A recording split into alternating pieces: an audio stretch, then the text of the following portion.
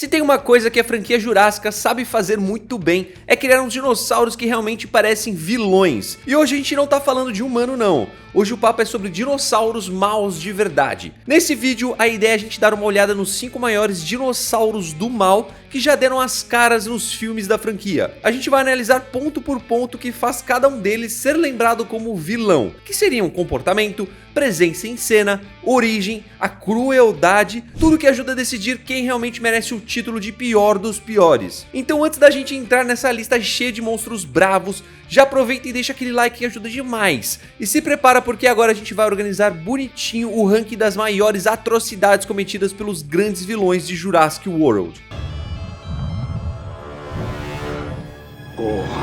E só para deixar bem claro, aqui a gente só vai considerar os dinos que realmente foram apresentados como o problema do filme, né? Aquele antagonista principal. Tem outros dinossauros que também encararam os protagonistas, mas não eram um grande vilão do filme, então esses ficam de fora. Outra coisa muito importante, o T-Rex ele não entra nessa lista, tá? Eles sempre foram muito mais personagens principais do que vilões. E no final das contas estavam só agindo como qualquer predador natural agiria. Ah, e mais uma coisa, o ranking não vai ser só quem ganha de quem na porrada, tá? Cada posição leva em conta vários critérios que medem o nível de vilania do bicho. Os pontos avaliados vão ser design, persistência, astúcia, crueldade e história de origem. Vamos abrir a nossa lista então com ele, o grande antagonista do terceiro filme de Jurassic Park, o Espinossauro. Primeiro vamos falar do design dele.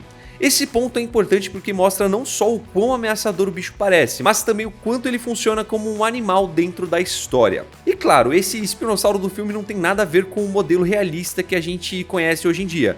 Só que no caso dele, isso virou até vantagem. Com aquela postura mais ereta, ele acaba ficando muito mais perigoso do que seria na natureza, especialmente no quesito altura. Mas tá beleza, o primeiro ponto a gente já bateu, mas e a persistência? Esse critério basicamente mede o quanto o vilão continua indo atrás do objetivo, ou no caso aqui, o quanto ele não larga o pé das vítimas. E o Espino, mano, muito persistente. Depois do primeiro encontro com o avião caindo, o bicho atravessa a ilha inteira atrás daquele grupo como se tivesse uma conta pessoal para resolver com eles. E isso puxa a gente para outro ponto importante, a inteligência dele. Como é que esse Espino sabia exatamente quem seguir? Pensa comigo. Quando ele finalmente acha o avião, quem é que estava lá dentro? Os humanos. Por talvez nunca ter visto ou fazer muito tempo que não via um humano, ele pode ter pegado o gosto pelo desafio. Só esse entendimento já mostra que ele não era um predador burro, agindo no automático. Ele conseguiu juntar as peças, associar um evento ao outro e ir atrás das pessoas certas. Isso coloca o Espinossauro num nível bem alto da cognição para um animal da franquia. Mas beleza, a inteligência foi marcada. Mas e agora, a crueldade? Aqui a gente está avaliando o quanto o vilão está disposto a ir além só para causar medo ou sofrimento. Aquele extra, sabe, que diferencia um predador comum de um vilão sádico da franquia. O Espinossauro, no final das contas, não parece ter essa maldade toda. Ele tem aqueles dentes dele que são mais retos do que o Tiranossauro Rex e aquelas mãos enormes com garras gigantescas que acabou usando contra os humanos umas 2 vezes. E as duas acabam em finais bem feitos para os humanos. Mas não tem nada que indique que o Espino fazia isso para torturar ou prolongar a agonia de ninguém. Ele não brincava com a comida, sabe? Ele só comia, ele só se alimentava. Quando a gente fala de origem do Espinossauro, a verdade é que quase nada foi revelado sobre ele. O que dá para entender é que ele foi criado de forma ilegal na ilha. Acaba que a história dele é praticamente um buraco negro. A gente sabe bem pouco sobre ele, e isso deixa o bicho ainda mais misterioso.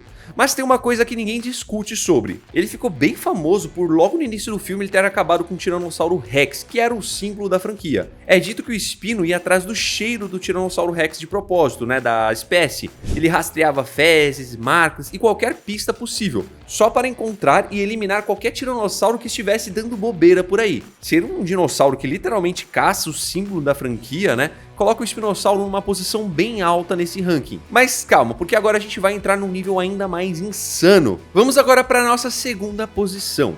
Agora a gente chega no terópode mais diferente de toda a franquia. e não é à toa tudo isso. Ele foi o primeiro híbrido a ser mostrado nos filmes. Uma equipe inteira de geneticistas criou esse bicho com um único objetivo: produzir um dinossauro capaz de assustar os visitantes. Só que ele passou muito, mas muito do limite, e levou esse terror para um público bem maior do que só turistas curiosos. O visual da Indominus Rex já chamava atenção de cara, aquela coloração branca e o corpo lembrando um raptor gigante. A construção física dela era algo que a gente nunca tinha visto antes, totalmente fora do padrão dos outros dinossauros, e por isso sempre que a Indominus Rex aparecia em cena era garantia de alguma cena emocionante. Agora, quando a gente fala de persistência, é só olhar para o objetivo dela. Primeiro, escapar, certo? Depois, eliminar tudo que cruzasse o caminho. A Indominus passou a vida inteira presa naquele recinto. Ela sabia que existia um mundo inteiro lá fora, ela só não tinha acesso a ele. Quando finalmente ela conseguiu fugir, o que ela fez? Passou o primeiro e último dia de liberdade dela explorando a ilha inteira, encontrando criaturas novas e decidindo de forma bem rápida que a melhor maneira de lidar com qualquer coisa era simplesmente eliminando. E aí a gente chega em dois pontos que definem qualquer vilão de verdade: a inteligência e a crueldade. Esses dois andam juntos, tá, gente? Porque para sentir algum tipo de satisfação em eliminar alguém,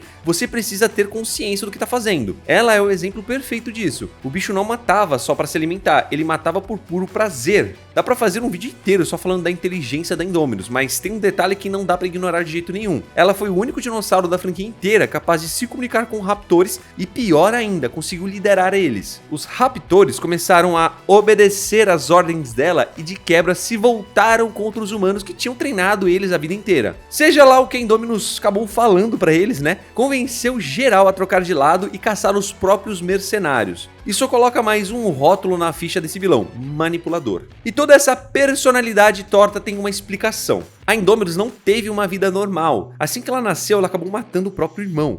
E desde então foi presa em condições extremamente rígidas. Passou a vida inteira trancada, recebendo comida, incapaz de caçar, sempre vigiada, tudo completamente contra qualquer instinto natural de um animal daquele tamanho. E ela lembrou do rastreador que colocaram nas costas dela. E depois que fugiu, arrancou o negócio sozinha. Mas antes da gente colocar a Indominus no ranking, tem um híbrido que veio antes dela e que também merece atenção. Seguindo para o nosso próximo vilão, temos o Scorpius Rex. Ele deu as caras na segunda temporada de Campo Cretáceo e foi mostrado como uma criatura movida puramente por instinto, e justamente por isso acabou sendo congelada. No quesito design, ele é um espetáculo à parte. Visualmente é um bicho incrível, mas como o próprio Simon Masrani disse, também é meio desagradável de olhar para ela. A Scorpius tinha membros compridos, uma cauda cheia de espinhos com dardos venenosos, por causa dos genes de peixe-escorpião, e um focinho bem curto, lotado de dentes tortos que pareciam crescer na direção errada. Assim como a Indominus, esse visual exótico coloca ele muito bem no ranking de aparência vilanesca. E ela ainda ganha pontos extras por ter sido criada com a habilidade de se reproduzir sozinha, através da partenogênese. Agora, e a persistência desse bicho?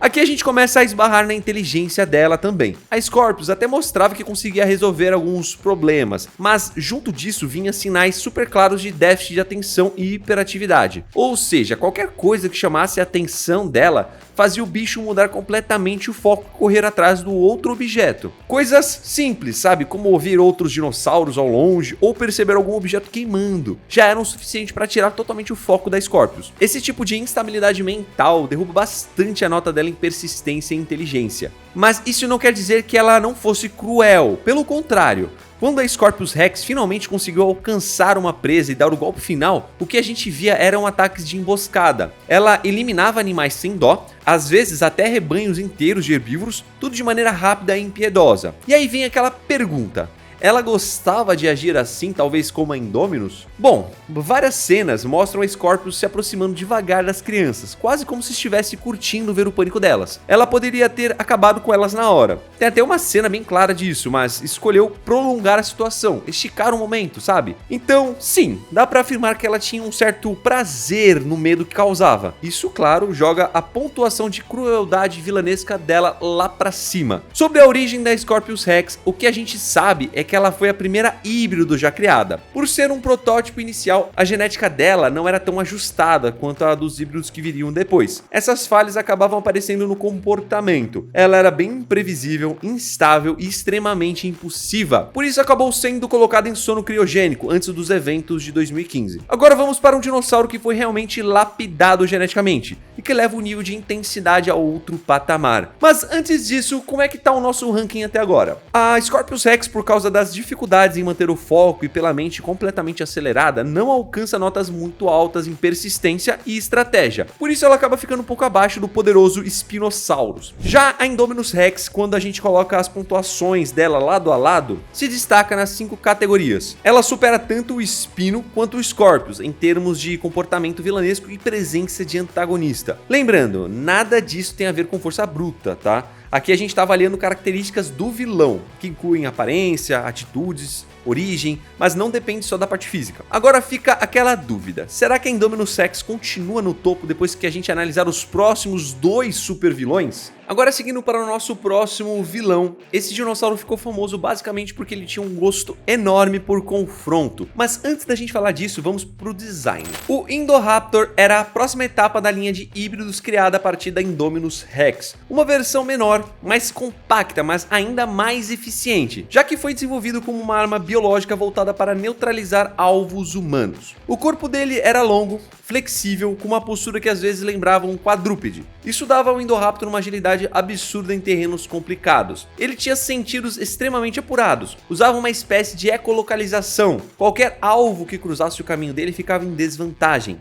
E a pele dele ainda era resistente a balas leves. Em termos de design, o bicho chegava muito perto da perfeição. O Indoraptor tinha uma verdadeira fixação pela ideia de caçar seu alvo. A forma como ele acabou correndo pela casa inteira atrás da Maisie Lockwood, seguindo a menina de cômodo em cômodo, já mostra o quanto esse híbrido era perturbador por natureza. Mas tem uma coisa que ninguém pode negar: o Indoraptor era extremamente inteligente. Ele sabia usar truques, manipular situações e, pelo que tudo indica, parecia até gostar disso tudo. Em algumas cenas dá pra ver o Indoraptor sorrindo, como se estivesse gostando daquilo, principalmente naquela cena quando ele tá em cima do telhado, gente. Ele foi criado para responder a um sistema a laser. Funciona assim: o laser marca o alvo, um sinal sonoro é ativado e o Indoraptor parte para cima.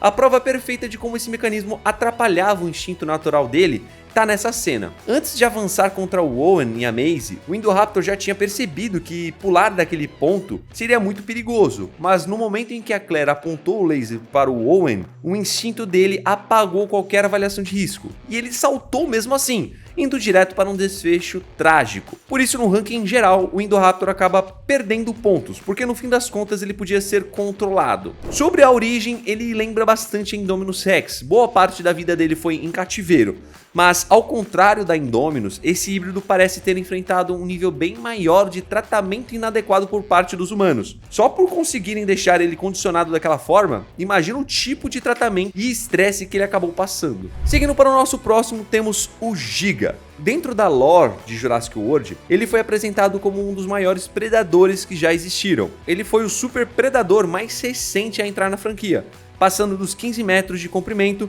o segundo maior terópode da saga. O design dele chama bastante atenção, principalmente porque não tem muito a ver com o Gigantossauro da vida real. Essa versão do Giga tem uma fileira elegante de osteodermas nas costas, um padrão de listras bem marcantes e um porte que passa uma sensação de imponência. Mas é justamente quando a gente avalia os atributos de vilão que começa o problema. Ao contrário dos outros antagonistas que a gente analisou, o Giga foi mostrado mais como um predador normal, sabe? Algo natural, seguindo instintos. Ele não saía neutralizando tudo que via, como a Scorpius, não demonstrava aquele prazer estranho em assustar alvos, como o Indoraptor, não eliminava criaturas só pelo desafio, como a Indominus, e muito menos caçava Tyrannosaurus Rex deliberadamente como o Spinosaurus. Para ser justo, o Giga que aparece na reprise antes do filme começar, ele realmente derrotou um Tiranossauro Rex no prólogo, mas aquilo tinha toda a cara de uma disputa territorial, nada pessoal, sabe? Nada movido por rancor. Foi só um momento natural entre dois animais gigantes tentando manter o espaço. Quando encontrou os protagonistas em Dominion, o Giga agiu como qualquer predador agiria. Ele viu uma oportunidade e acabou indo atrás. O problema é que o próprio filme coloca ele em várias situações desfavoráveis. Se aquela mesma cena tivesse acontecido lá em Um Mundo Perdido, metade daquele grupo já teria ido de arrasta faz tempo. Alguns momentos até dão a impressão de que o Giga estava testando ou até intimidando as vítimas, mas em outros fica estranho, porque ele não finalizava as vítimas quando tinha chance. E como é que um predador desse tamanho, com sentidos apurados, não percebe seres humanos a poucos metros de distância dele, sendo que 99% dos animais reais conseguiriam? São cenas como essa que acabam deixando a inteligência do Gigantossauro meio em dúvida. A gente até gosta de imaginar que o Giga desse filme não era sempre tão desligado assim, até porque no confronto final contra o Tiranossauro Rex, ele mostra alguns sinais de estratégia. Mas é justamente nesses momentos que um vilão precisa se firmar como um vilão, alguém ou alguma coisa que vai até o fim para neutralizar qualquer ameaça, seja herói ou não. E o Gigantossauro simplesmente não entregou isso. Essa criatura impressionante acabou funcionando só como mais um predador que estava no lugar errado, na hora errada, e acabou tendo um desfecho trágico enquanto fazia o que qualquer animal territorial faria. A gente também não tem muita história de origem desse Giga específico. O filme só sugere uma rivalidade ancestral que ele tinha com o Tiranossauro Rex. Então, agora no final, como será que todos esses dinos se saíram no ranking final da vilania? Como o Gigantossauro não pontuou bem em persistência, astúcia e intensidade vilanesca, ele acaba ficando em quinto lugar. Ele até tinha potencial para ser muito mais e tinha tudo para causar um impacto gigantesco naquele ambiente, mas acabou não cumprindo o papel. Foi uma grande oportunidade que ele acabou perdendo. Em quarto lugar temos o Scorpius Rex. Apesar dos problemas mentais que tiravam todo o foco dela e impediam ações mais coordenadas, a personalidade é extremamente agressiva e a sequência de ataques intensos garantiram uma posição acima do Giga. E sinceramente, se a Scorpius tivesse aparecido em uma obra que não fosse tão voltada para o público jovem quanto o Campo Cretáceo, ela provavelmente teria ficado ainda mais alto no ranking. Em terceiro lugar temos um dos dinossauros que transformou a vida de um pequeno grupo de humanos em um verdadeiro pesadelo. Temos o Spinosaurus. A persistência dele em perseguir o grupo pela ilha inteira, somada ao design épico e ao fato de ser conhecido como o predador que derrubava Tyrannosaurus Rex, coloca um espino acima do Scorpius e do Giga sem nenhuma dificuldade. E assim chegamos aos nossos dois finalistas. Mas qual deles será que ficou no topo? Tanto a Indominus Rex quanto o Indoraptor mostram níveis altíssimos de inteligência, visual intimidador, origens marcantes e personalidades extremamente perigosas. Mas como os dois são criaturas bioengenheiradas, existe um detalhe que acaba segurando um deles, que seria o Indoraptor. Como eu comentei antes, o simples fato de ele ter sido criado com um sistema de controle, aquele mecanismo do laser, significa que qualquer ação intensa que ele estivesse prestes a tomar podia ser interrompida instantaneamente. Isso tira um pouco do peso dele como vilão absoluto. E esse detalhe não se aplica à nossa campeã, a Indominus Rex. A grande vencedora preenche todos os requisitos: inteligência fora da curva, comportamento imprevisível, presença assustadora e um impacto narrativo gigantesco. Ela foi capaz de colocar um parque inteiro em estado de alerta praticamente sozinha, e isso faz dela uma das antagonistas mais marcantes de toda a franquia. Agora, se você quiser uma análise mais completa das criaturas desse tipo, já se inscreve no canal e deixa o like, meu parceiro, e coloca, obviamente, comenta aqui embaixo se você tá curtindo os vídeos aqui do canal de dinossauros, Monstroverso e tudo o que a gente tá postando aqui. Como sempre, agradeço a audiência de vocês. Fique com Deus, um abraço a nós, tchau!